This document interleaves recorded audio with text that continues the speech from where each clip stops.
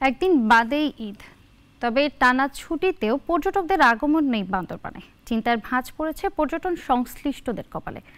পাহাড়ের নানা অস্থিরতা এবং যৌথ অভিযানের ফলে পর্যটক না আসায় মানবেতর জীবন কাটাচ্ছেন অনেকে। বান্দরবান থেকে আকাশ মার্মার রিপোর্ট, জানাচ্ছেন সিরাজুল মনির শুভ।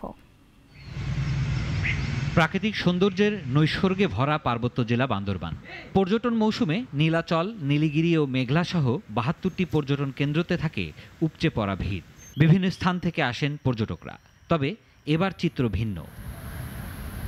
টানা এই ঈদের ছুটিতেও পর্যটকদের আগমন খুব একটা নেই, তাই হতাশ ব্যবসায়ীরা। পর্যটন ব্যবসাকে যদি টিকে রাখতে হবে, প্রশাসনের উদ্যোগ নেওয়া ছাড়া কোনো বিকল্প নেই। ৭-৮ মাস ধরে আমাদের পর্যটন সেক্টর বন্ধ।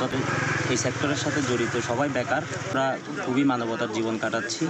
পাহাড়ের নানা অস্থিরতার কারণে দিন দিন মুখ থুবড়ে পড়ছে এখানকার পর্যটন শিল্প। এমনি এখন ঝামেলা তো পড়ে গেছে, সেজন্য এমনি দোকানগুলো এখন তো ব্যবসা ভালো না। গাড়ি নিয়ে আজকে এত মাস বসা, আমাদের পরিবার নিয়ে আমরা খুব কষ্টে আছি।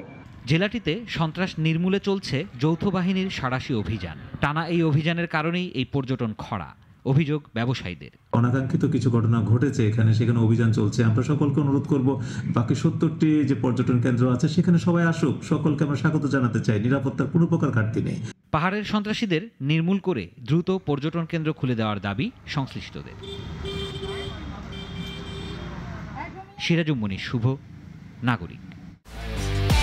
একমাত্র ওয়ালটন এসি দিচ্ছে ১ বছরের রিপ্লেসমেন্ট গ্যারান্টি এবং কম্প্রেসারের ১০ বছরের গ্যারান্টি।